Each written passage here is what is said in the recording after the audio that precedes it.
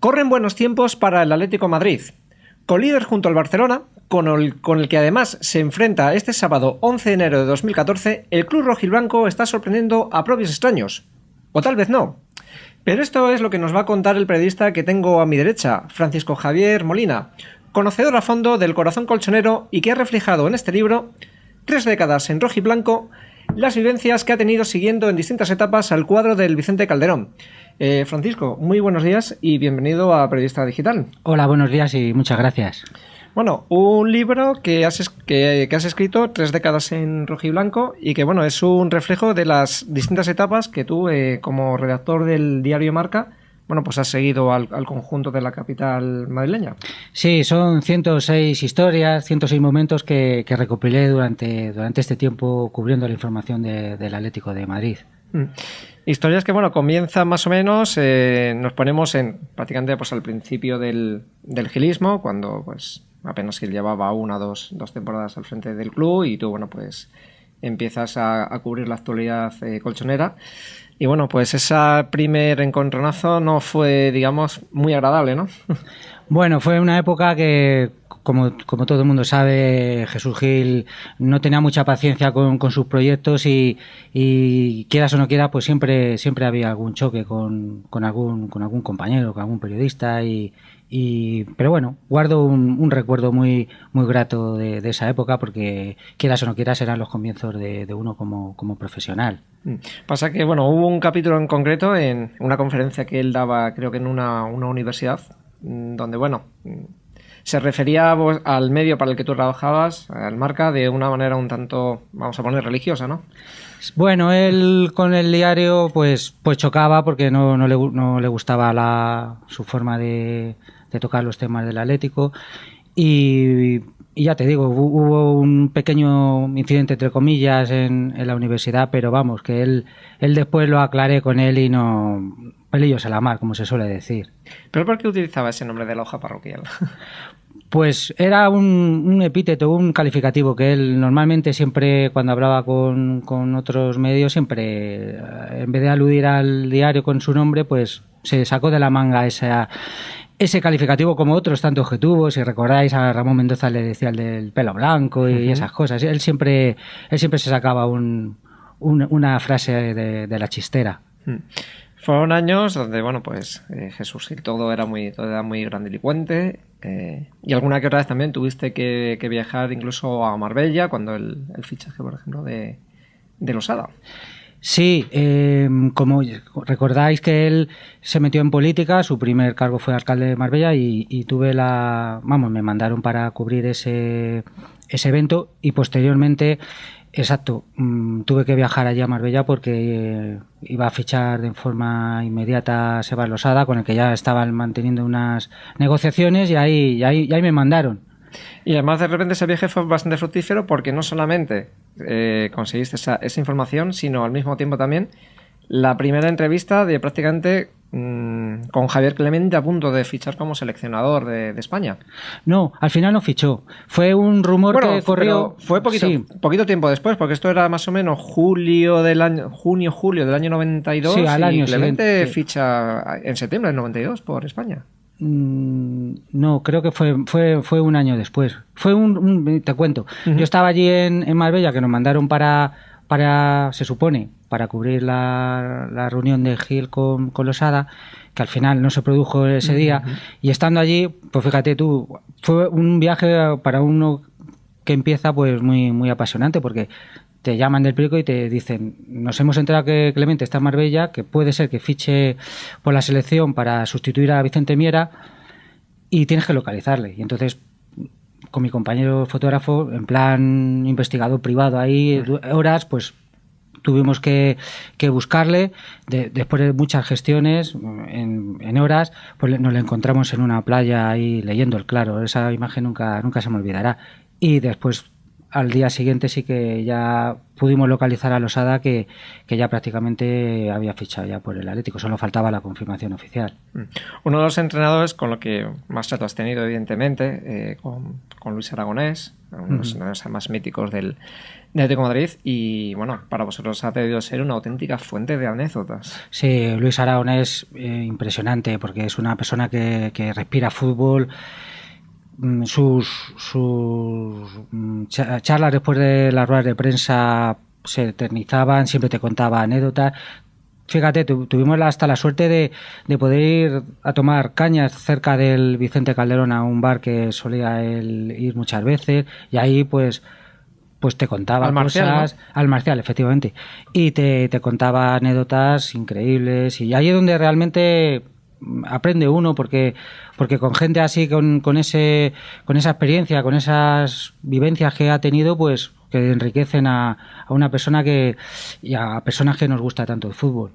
Me parece que habré un día con vosotros, bueno, con todos los periodistas en general, por la publicación de las tácticas que él desarrollaba, ¿no? Que él dijo, hombre, cuénteselo ustedes si quieren a su lector, de la manera que sea, dice, pero no se lo estén contando ustedes a los 19 entrenadores o a los otros 19 entrenadores de los equipos de Primera División. Sí, exacto. Fue un compañero mío, José María Rodríguez, que ahora es redactor jefe de Marca, pues no se le ocurrió otra cosa, con un gran acierto de recopilar las jugadas que estaba ensayando ahí sobre el mismo césped del Calderón Luis Aragonés. Y al día siguiente, cuando él lo vio publicado, juegan con el Mallorca. Me acuerdo que nos metió en el despachito que tenían, en una antesala del despacho del Vicente Calderón, y nos quiso leer la cartilla de, hombre, si Serra es muy amigo vuestro, se lo contáis en plan privado, pero no al resto de entrenadores. Pero te digo una cosa, fueron 5 o 6 jugadas y las seguí haciendo y marcaron goles. Ninguno de los entrenadores como buena nota, ¿no? Exactamente, o sea, sé que nosotros, nuestra labor era informar, y ya te digo que él hasta se planteó, porque eso sí que no lo llegó a decir, que fíjate, hubiera sido un antecedente. Nos dijo que se planteó cerrarnos el grifo a todos los medios y llevar a cabo unos entrenamientos a puerta cerrada, cosa que finalmente afortunadamente no hizo, y nos pudimos seguir presenciando sus entrenamientos, que eran, ya te digo, era la mar de completos, tanto a nivel físico, táctico, bueno, era impresionante. Precisamente al hilo de, digamos, no, porque ni tan siquiera es filtración, esto al fin y al cabo es también destreza del compañero que, bueno, pues está siguiendo un entrenamiento durante 90 minutos, 120, oye, pues 6-7 jugadas que plasma sobre una infografía para dársela, bueno, pues a los lectores, ¿no? Si esta filtración hubiese surgido, pues por ejemplo, digamos ahora mismo, pues sobre todo con gente como Mourinho, ¿qué se hubiese hecho? Pues claro, evidentemente, por pequeños detalles que muchas veces han salido, tonterías prácticamente, y de repente pues un entrenador coge y cierra las personas, o deja nada más 15 minutos donde no ves absolutamente nada, porque simplemente que ves a los jugadores peloteando, ni tan siquiera ningún trabajo táctico, que ahora ¿qué hubiera pasado? De filtrarse, por ejemplo, la táctica que lleva Mourinho, la táctica que lleva el Tata Martino o Simeone. Pues fíjate, es eso, a la gente le interesa, quiere saber cosas de su equipo. Pues fíjate, ahora seguramente se hubiera cerrado ya, aunque prácticamente el Real Madrid, el Barça ya están minando mucho los entrenamientos tanto a periodistas como a aficionados, pues seguramente, vamos, no hubiera sido eso. Igual hasta ponen todavía una barrera todavía, incluso fuera ya del propio, digamos, del propio recinto. Sí, si te das cuenta, el fútbol, yo por lo que he percibido en estos últimos años, está cambiando mucho. Antes los jugadores eran muy accesibles a los medios. Oye, si no querían hablar, perfecto, se les respetaba. Pero ahora hay que pasar muchas barreras, muchos muros para poder acceder a ellos. Y eso yo creo que ahí se equivocan tanto los clubes como los asesores de los jugadores, porque ellos viven del aficionado, viven del público, y la gente quiere saber cosas de ellos. Tú, Francisco, que has vivido ese fútbol, digamos que a los que tenemos ya cierta edad, pues casi nos gusta más ese fútbol de antaño. ¿No os choca eso de que haya jugadores con jefes de prensa o con asesores de prensa? Aparte, digamos, del propio equipo de comunicación que pueda tener el club.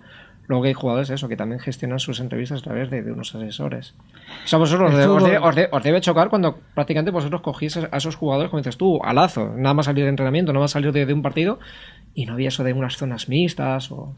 Sí, eso es lo que es uno de los aspectos que más ha evolucionado en el mundo del fútbol. Yo recuerdo que cuando estuve en la Eurocopa del 96 en Inglaterra, que eso era la primera experiencia que viví. Me acuerdo que tuvimos que ir a cubrir a Francia porque era una de las rivales de España, y ese día había una jornada de puertas abiertas. Los 23 jugadores de la selección francesa estaban ahí como una especie de carpa y estaban a disposición de cualquier medio de los que estábamos allí. No había que pedir no había que haber pedido un permiso o una solicitud de entrevista con Lama, con Martín, que fichó por el Deportivo, con Zidane, que estaba ahí sentados en una mesa. Y recuerdo esa imagen de Lama, que le gustaba fumar al portero, fumando un cigarrillo la mar de natural y atendiendo y hablando con la gente. Pues eso aquí en España, pues... No, que impensable, ¿no? Impensable. Y aparte te digo una cosa, que los jugadores siempre suelen hablar uno por club a cabo del día, en determinados casos. Y yo lo veo como una parte de su trabajo, atender a la prensa, porque es lo que hablamos antes, de que ellos viven del aficionado de su equipo. Y ya te digo que ellos quieren saber cosas de su equipo, de ese jugador en concreto. Luego, para un poco terminar con esa primera etapa que cubriste del Atlético de Madrid en Marca, otro de los mitos que se derrumba, que lo pones también en el libro, son sobre esas manías, esas supersticiones que tenía Luis Aragonés, especialmente con un color. Sí, el amarillo. Sí. Creo que uno de los ayudantes lo vivió en propias carnes, o sufrió en propias carnes el enfado de Luis Aragonés. Nos quedamos todos absortos y sorprendidos. Estaba el Atlético entrenando en el Vicente Calderón, era septiembre, ya estaba anocheciendo, los focos acababan de encenderlos, y Emilio Mauri, que era el técnico que solía hacer los informes de los rivales, pues venía de un viaje de Noruega, se enfrentaba al Atlético con el Fillingen y venía con le vimos de lejos nosotros por las gradas que venía con el informe, pues veía carpetilla y se le veía que iba con él, iba con un jersey amarillo. El equipo estaba entrenando y de pronto se oyó la voz de Luis: ¿qué hace ese tío con un jersey amarillo? Bueno, el pobre Emilio se tuvo que meter en un vomitorio. Uno de los hermanos Yarandi, que eran por entonces utilleros, cogió una sudadera de entrenamiento de los jugadores del Atlético, se la cambió y a los 2 minutos salió. Pues si no se ve ni acercar. A nosotros nos quedamos sorprendidos, hombre. Luis estaba concentrado en su trabajo, pero él era eso, él le gustaba controlar todo. Y fíjate tú, desde el centro del campo, ver a una persona, vale, el campo estaba ya vacío, pero fijarse fuera de lo que es el entrenamiento y fijarse que esa persona iba andando por las gradas y paró el entrenamiento. El entrenamiento se paró unos segundos, un minuto, porque todos los jugadores que llevan el balón quedaron impactados al oír ese comentario.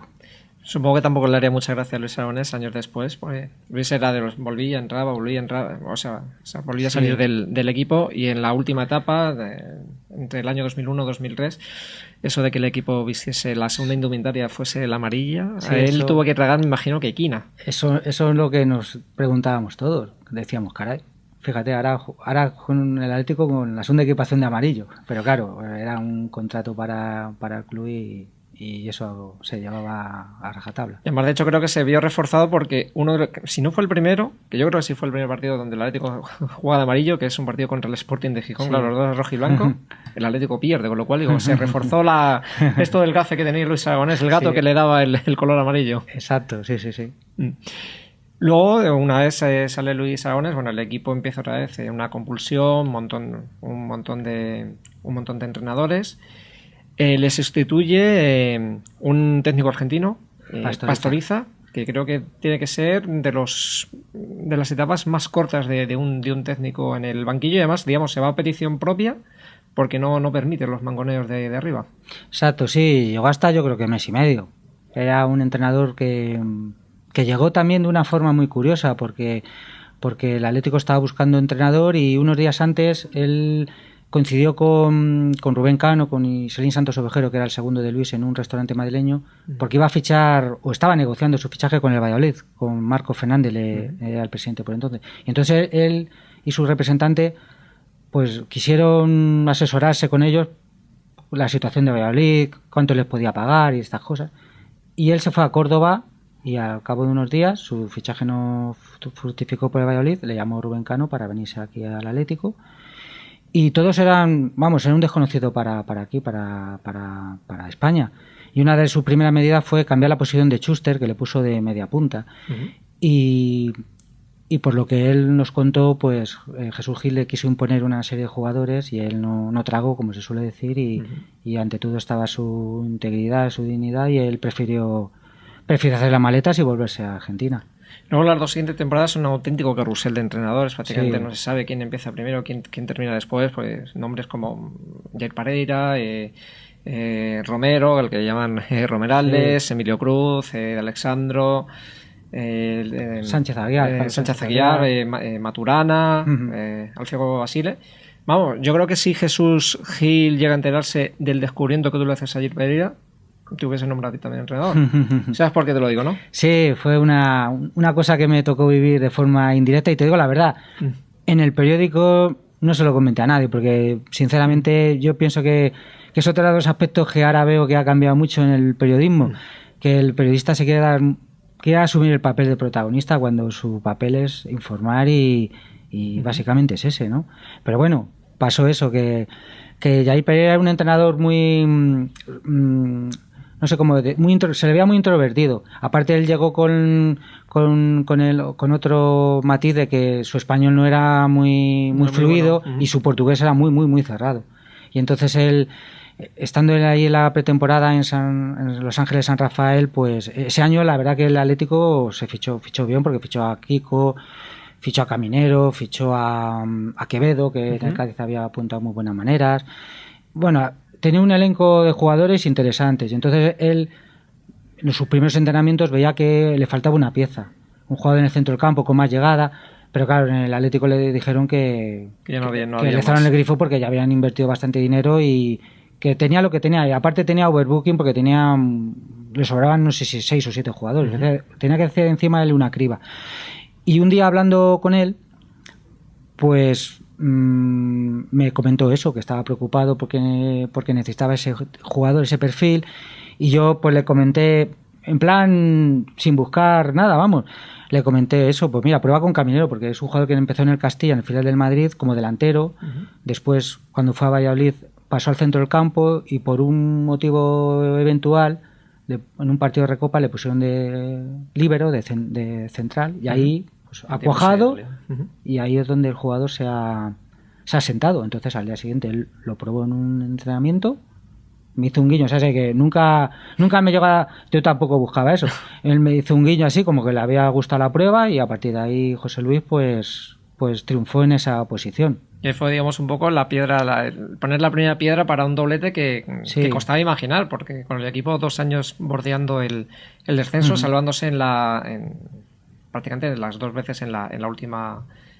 jornada, costaba imaginar que en el año 95, en la temporada 95-96, de repente el equipo, un equipo pues prácticamente además incluso vamos a poner de retales, ¿no? De jugadores que casi no querían en otros equipos, de repente sorprende y gana Liga y gana Copa. Sí, encima contra el Valencia de Luis Aragonés, que fue muy competitivo y hasta último momento le estuvieron ahí luchando por la Liga.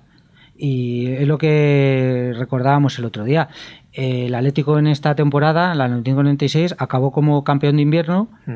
El Valencia creo que iba a cuarto o quinto. Y acabó ganando la Liga. Iba con una distancia bastante considerable, además. Porque el segundo era Compostela y tercero Español. El Barça era cuarto, me parece que Valencia era quinto. Y fíjate, el Valencia después hizo una muy buena segunda vuelta y al final le ganó el Atlético por 4 puntos la Liga. Eso del doblete pues prácticamente fue un oasis en medio de un desierto. Después, bueno, pues años en los que el equipo obtiene unas clasificaciones, bueno, más o menos aceptables. Y de repente entramos ya en el año en que el equipo pues lo interviene judicialmente, desciende a segunda división. Primer año en el que no se consigue ascender por el gol average general con el Club Deportivo Tenerife. En el año 2001 regresa Luis Aragonés y bueno, tremendo, Luis no había perdido su esencia, y si tenía que coger a un jugador y hacerle ir 300 kilómetros detrás del autocar, lo hacía, Sí. No, Luis no se casa con nadie. Ya puede ser, mira, con Futre también en su momento tenía sus cosas, pero con el caso que comentas es otro portugués. El de Dani Carballo. Otro portugués, exacto. Pues sí, que el equipo jugaba su último partido de pretemporada en Badajoz y estaban citados en el Calderón, iban en autobús, y de repente, pues, a Carlos Peña, que es el delegado por excelencia del Atlético de Madrid, una persona muy pulcra y muy profesional, pues se dio cuenta de que faltaba un jugador. Entonces Luis, no se lo llegó a comentar a Luis lo debió escuchar y le dijo al conductor, arranque. Y claro, Carlos Peña se quedó sorprendido porque dijo, mister, que Luis, que queda Dani. Mira, a Dani le vas a decir esto. Y el jugador llamó y le dijo, mira, Dani, me dice Luis que sigas él lleva un Porsche, que sigas el autobús, no lo adelantes, además. Y lo lleva. Y por esa época, claro, digo yo que la gente que fuera por la autovía, ver un Porsche a 90, que es como tiene que ir el autobús, pues claro, le chocaría un montón. Y claro, el jugador, ya te digo, hizo los 300 kilómetros detrás del autobús. Ese era Luis, que no pasaba una. Luis también supo gestionar bastante bien los tiempos a Fernando Torres, jugador con el que, digamos, lo pule. Lo había, digamos, había subido al equipo en el tramo final de la temporada pasada como solución de urgencia para intentar a ver si el equipo subía, y Luis no solamente le otorga, además creo que le llega a otorgar la capitanía, ¿no? No sé si en esa primera temporada en segunda o ya cuando el equipo asciende a primera división. Fernando Torres tuvo una anécdota que Kiko le entregó el brazo. Sí, vamos, como con Kiko era su ídolo, pero no llegó nunca a coincidir, porque los dos partidos que jugó Kiko antes de irse, dio la casualidad que en el segundo partido con el Albacete fue el primer gol de Kiko, no llegó a jugar, entró él por él, y entonces en el autobús Kiko le quiso entregar el brazalete, en plan, viendo lo que venía, que iba a ser el referente del Atlético, se lo quiso entregar allí en el autobús. Y posteriormente, exacto, con Luis tuvo mucha... No paciencia, Luis supo medir los tiempos, porque en estos casos muchas veces a lo mejor a un jugador muy joven, muy prometedor, meterle esa responsabilidad con el Atlético en segunda, pues a lo mejor a ese futuro jugador, futura promesa, la puedes quemar. Y Luis supo muy bien marcar las pautas, llevar los tiempos, marcar los tiempos, y Fernando, pues mira, llegó también, vamos, ante todo por su clase y por su calidad. Pero siempre en estos casos es bueno tener un entrenador que te sepa llevar y marcar los tiempos. Que no supo tener paciencia fue el club. Luis decía que al Atlético de Madrid le harían falta por lo menos 5 o 6 años para volver a ser un grande, para volver a competir en Europa con garantías. Sin embargo, ese equipo no lo supo ver. Intentaron hacer en un año lo que normalmente se suele hacer en 5 o 6. Prescinden de Luis Aragonés, o Luis Aragonés dice, mira, yo en estas circunstancias pues no sigo, terminó la primera temporada del regreso a primera. El equipo efectivamente está otros años pues errático, de mitad de la tabla para abajo, y en el 2006-2007, que es cuando llega pues Javier Aguirre, que el equipo pues puede empezar un poco a subir, se produce otro hecho importante, la marcha de Fernando Torres. Además, coincidiendo pues con un partido en donde el Atlético de Madrid le golpean, pero además de manera brutal. Sí, fue contra el Barça. Un 0-6. Un 0-6, exactamente. Todos los que estábamos en el campo, pues nos quedamos sorprendidos pues ver a Fernando agachado antes de empezar el segundo tiempo. Ya iban 0-3, me parece. Y claro, nos pensábamos, pues estar intentando concentrarse. Nadie, claro, sabía lo que pasaba por su cabeza en ese momento, y en ese momento después él lo reconoció, que ahí es cuando vio que su ciclo en el Atlético pues había acabado. Veía que no podía ganar ningún título, y ahí él decidió, pues si se abría la puerta de alguna oferta, pues intentar abrirla, y unos meses después le llegó en forma de Liverpool. Además, curiosamente salió a colación aquella foto en el campo de Anoeta, donde se le sale una pulsera, un brazalete que le habían regalado unos amigos, que le ponía "You will never walk alone", nunca caminarás solo, que es el lema que lleva además también o que le cantan al Liverpool, que fue justamente, paradojas de la vida o casualidades, el equipo al que fue a parar Fernando Torres en la Premier. Sí, fue una casualidad. Por ese entonces no había ningún movimiento, ningún contacto, y lo que dices, Juan, que fue una cosa del destino que después, mira, ese regalo de unos amigos que en un principio le propusieron un tatuaje, él dijo que no, pues después de los amigos parece ser que sí se lo tatuaron, pues acabó en Liverpool. Tú además que has estado precisamente toda esta última etapa, yo creo que además la etapa más exitosa del Atlético de Madrid, aunque ha habido pues algún altibajo, siempre ha habido, digamos, es verdad que existe esa bicefalia entre Cerezo y Gilmarín, sobre todo a la hora de las decisiones de, bueno, a ver qué entrenador ponemos. Me parece siempre, por lo que cuentas en el libro, siempre ha habido muchos recelos a la hora de renovar. Javier Aguirre metía el equipo en la Champions, había recelos. Abel metía el equipo en la Champions, había recelos. Con Quique Sánchez Flores, a pesar de que también pues ganaba la Europa League y también había recelos. Es cierto, digamos, esa bicefalia y esas, digamos, esa falta de confianza al final en un técnico que se le confiaba más que nada, se le daba la renovación únicamente por los resultados que había conseguido, pero no porque realmente hubiera una creencia en la labor que podía ejercer ese técnico. Es que el Atlético en estos últimos años todo tiene supeditado al tema económico. Entonces, claro, la base es llegar a la Champions, que es la que garantiza ese colchón de ingresos. Y tristemente, efectivamente es eso, porque si te das cuenta, en la época de Gil, de padre, Jesús Gil, no había paciencia. Se fichaban buenos jugadores, había un proyecto ilusionante, pero como no llegan los resultados no llegan de la noche a la mañana. Y cuando se ha apostado, mira el caso de Quique, mira el caso ahora de Cholo, en cuanto se deja un poco de margen al entrenador, al proyecto, pues pueden llegar los resultados. Y tristemente, pues sí, es eso es lo que pasaba. Y aparte, en un club que hay voces no discordantes, sino puede haber opiniones, pues siempre corre el peligro de que el entrenador que esté en ese momento tenga sus adeptos y en cambio tenga también sus detractores.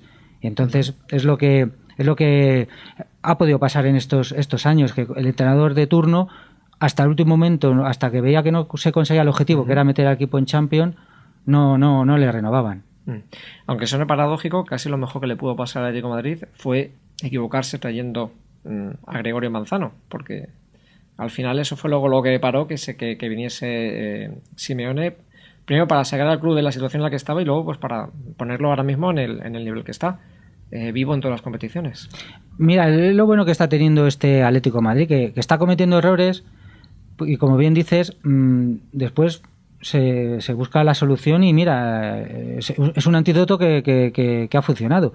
Y realmente el fichaje del Cholo, el Cholo estaba llamado a ser entrenador del Atlético de Madrid, tarde o temprano lo iba a ser. Se intentó hace unos años también que hubiera llegado antes, pero mira, ha llegado en el momento que tenía que llegar y ha sido su llegada, ha coincidido con este otro resurgimiento del Atlético y que le ha puesto otra vez en el plano de que el Atlético en las últimas décadas, cuando yo empezaba, el Atlético era el tercer equipo de España, pero en estos últimos años el Deportivo en su día, el Valencia, el Sevilla le han adelantado, pero en estos últimos años el Atlético ha vuelto otra vez a recobrar por lo menos la tercera plaza. Mucha gente dice que el Atlético, su objetivo es ser el campeón de la otra liga, porque en teoría Barça y Madrid luchan por el título y que el título del Atlético es el campeón de la otra liga. Pero bueno, ahora con el Cholo todo esto también ha cambiado.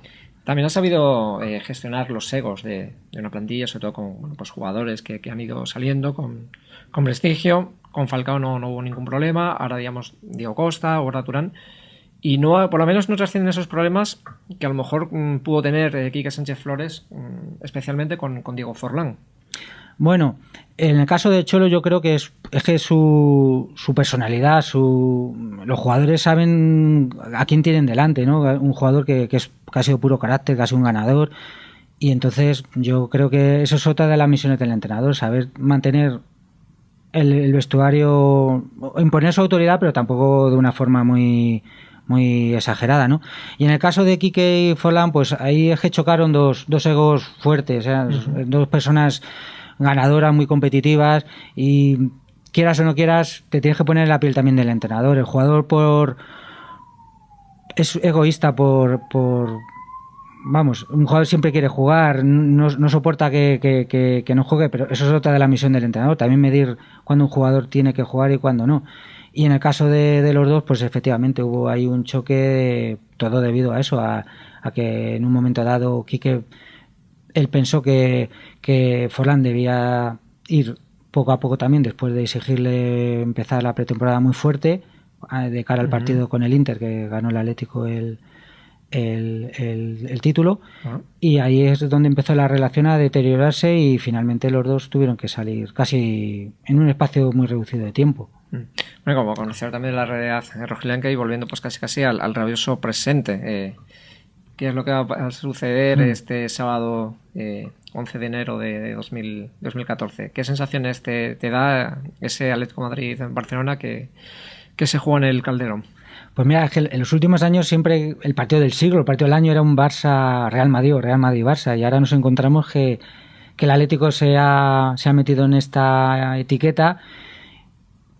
Pues aparentemente el Barça llega mejor después de estos 3 últimos partidos en que el Atlético ha ganado más con sufrimiento, sin ese brillo que nos había tenido, que nos había metido en estos meses. Pero yo creo que el Atlético tiene ante sí una oportunidad para reivindicarse y aunque es cierto que Messi ha podido asustar con el partido que hizo ayer, está Alexis también un momento, Neymar, la verdad que el Barça de medio campo para adelante está fenomenal.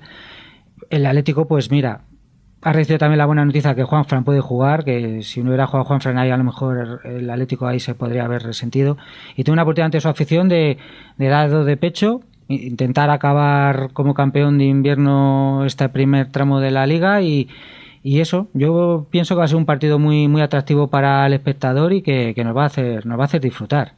¿Pero un buen resultado crees que ya Simeone va a dejar ya? Porque ya parece más que poco a poco parece que va dejando ese discurso de partido a partido, que ya lo abandonaría definitivamente. Yo creo que no, yo creo que él ha apostado por ese discurso de cara de fuera al exterior, al vestuario. Yo no creo que les diga vamos partido a partido. Si te acuerdas la anécdota del partido del Levante, que le hacía falta al Atlético un gol y cuando marca el tercero empieza a hacerle a los jugadores uno más. Por eso te digo que él va a seguir con ese discurso, porque yo creo que él ve inteligentemente que el Atlético a lo mejor no está preparado sus jugadores para meterle esa presión de que tenemos que ganar la Liga. Entonces él prefiere dejarle ese papel al Madrid y al Barça. Él a la chita callando está ahí.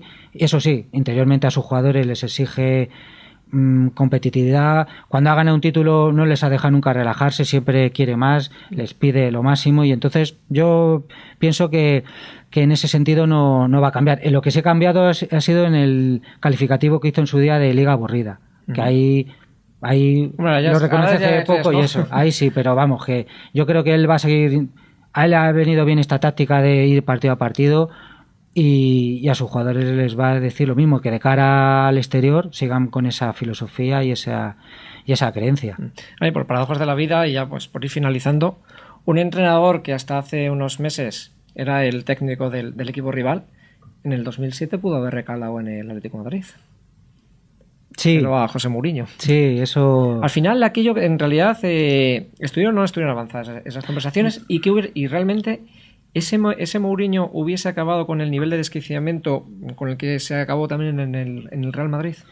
Yo creo que no. Yo creo que vamos, Mourinho fue un contacto, el típico contacto del representante que por eso, vamos, llevaba bastante jugadores del Atlético de Madrid, Maniche, Costiña, C. Castro, y fue un planteamiento. No llegó a ser una oferta en firme porque el Atlético se dio rápidamente cuenta de la ficha de Mourinho, y el Atlético, pues eso es una cosa que está llevando muy bien en los últimos años, de cuadrar bien las cuentas. Y a Mourinho, por lo que nos comentaron, a él le gustaba los jugadores que tiene el Atlético porque le venía bien para su fútbol. Date cuenta que pues entonces tenían a Cunha, Forlán, atrás tenía una defensa bastante competente y un centro del campo. Pablo Ibáñez, Perea. Exacto, y por eso que la forma de jugar, y si te das cuenta, la forma de jugar de Cholo se asemeja también bastante a la forma de jugar de Mourinho. Y en cuestión de discrecionamiento, yo creo que la afición del Atleti, pienso, hubiera recibido bien a Mourinho, el Mourinho que llegó... El Mourinho de antes, no el del 2007. Claro. Quizá el de ahora no sería tan bien recibido, ¿no? Aunque bueno, ya sabes que las aficiones siempre miran el Madrid, él ha tenido sus adeptos y sus contrarios, ¿no? Y que bueno, todo cambia, ¿no? Reyes también, un jugador muy odiado y al final Sí, exacto, eso es el fútbol. Fue aclamado. Pues Francisco, nos quedamos la verdad que sin tiempo. Son 106 historias, 106 anécdotas que darían pues para un auténtico festival de entrevista. Un placer, muchísimas gracias y bueno, pues enhorabuena. Pues muchas gracias. Nada, pues despedimos la conexión.